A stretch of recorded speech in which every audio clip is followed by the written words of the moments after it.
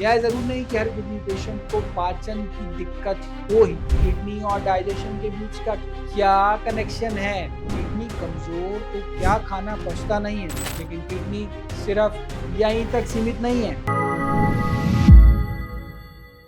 Kidney कमजोर तो क्या खाना पचता नहीं है। नमस्कार दर्शकों, मैं डॉक्टर पुनीत धवन कर्मा आयुर्वेदा से आपका एक बार फिर स्वागत करता हूं। और बहुत सारी मरीज हमारे पास आते हैं किडनी के, उनके बहुत सारे मन में प्रश्न होते हैं। हम हर प्रश्न को अलग अलग वीडियो की फॉर्म में लेने का प्रयास कर रहे हैं ताकि सभी लोग उन चीजों के बारे में जानें। अक्सर जब पेट में गैस बनती है तो खाना नहीं पचता, भारीपन महसूस होता है, तो लोग इसे नॉर्मल डाइजेशन की प्रॉब्लम मान लेते हैं और इग्नोर करते हैं। लेकिन अब के ऐसा ना करें अब से आप, क्योंकि इन सारे सिम्टम्स का मतलब ये भी हो सकता है कि किडनी आपकी काम ना कर रही। यकीन नहीं हो रहा, लग रहा होगा ये कैसे पॉसिबल है, इस तरीके से कैसे, किस तरीके से पॉसिबल है, लेकिन कुछ ही देर में हो जाएगा जब आप इस मुद्दे को डिटेल में समझ लें। किडनी और डाइजेशन का रिश्ता क्या है, और अगर किडनी कमजोर हो जाए तो पेट की तकलीफें क्यों बढ़ जाती? इन सारे सवालों का जवाब जानने से पहले ये समझ लेते हैं कि हमारी किडनी क्या काम है। देखिए, किडनी हमारे शरीर का बहुत जरूरी अंग है। ये एक तरीके से हमारे शरीर का फिल्टर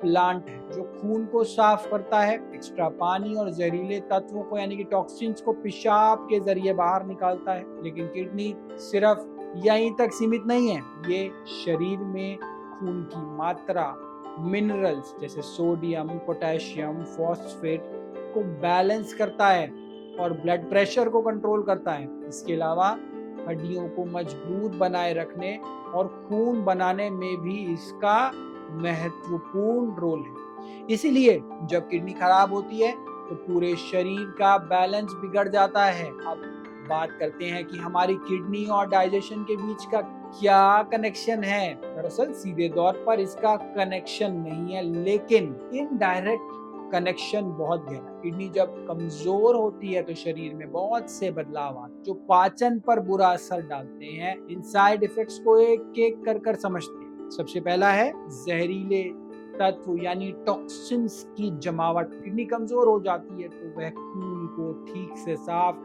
नहीं कर पाती।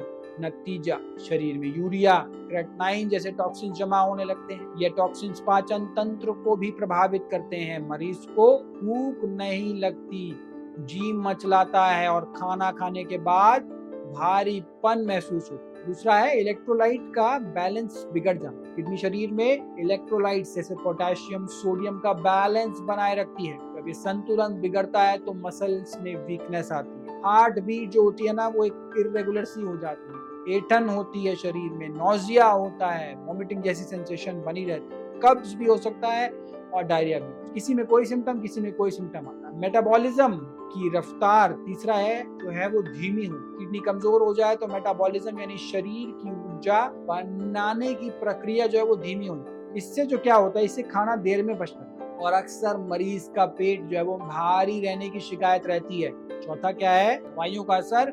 किडनी पेशेंट्स को कई दवाइयां दी जाती हैं या दवाएं भी पेट की परत यानी कि लाइनिंग को प्रभावित करती हैं और एसिडिटी, अपच जैसी दिक्कतें बढ़ जाती हैं। तो अब आपने जान लिया होगा कि खराब डाइजेशन का मतलब किडनी की खराबी भी हो सकती है, लेकिन आप इस शक को और मजबूत कर सकते हैं अगर आपका खराब पाचन के साथ साथ दूसरे सिम्टम भी दिखते हैं, जैसे भूख में कमी है, मुंह का स्वाद कड़वा होना, बार बार जी मिचलाना, फेस पे पफिनेस का होना या फिर पीडल ओडेमा होना, पैरों में सूजन होना, उल्टी जैसा महसूस करना, खाने पीने के बाद पेट भारी लगना, फैटीग, लेथार्जी होना, गैस और पेट में जलन का होना, सुबह उठते ही मुंह का सूखना और स्मेल सी आना, बदबूदार मुंह। अगर ये लक्षण लंबे समय तक बने रहें तो सिर्फ पेट का इलाज ना कर किडनी की जांच भी जरूर कराएं, खासकर अगर आप डायबिटिक हैं या हाई बीपी के मरीज हैं।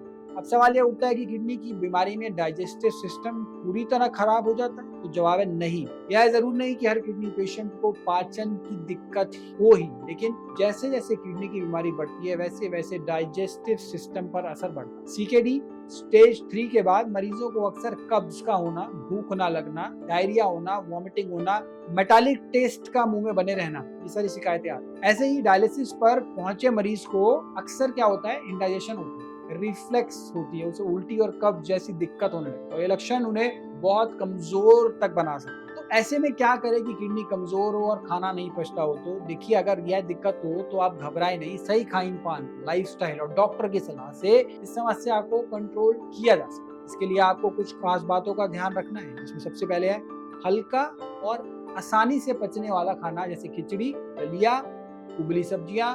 कुछ चीजें ना खाएं, जैसे तला भुना ना खाएं, मसालेदार खाना ना खाएं।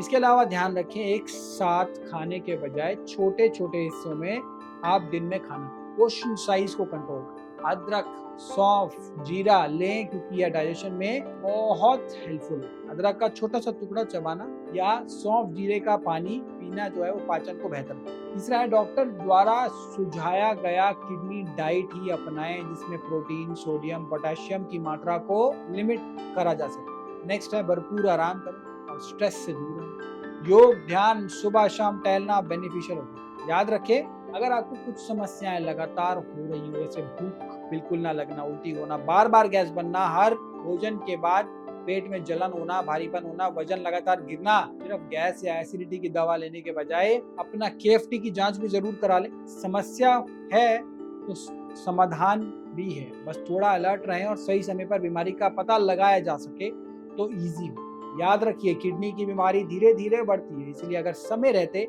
पकड़ में आ जाए तो इसे काबू में लाया जा सकता है। आशा करता हूं कि इस वीडियो में मिली जानकारी आपको जरूर काम आए। किडनी की बीमारी और खराब डाइजेशन पर आपका कोई सवाल हो तो कमेंट बॉक्स में लिख सकते हैं। यही सही समय पर अगर इलाज करा लें तो आप स्वास्थ्य जो है जल्दी अपना सही कर सकते हैं और स्वस्थ रहिए, मस्त रहिए।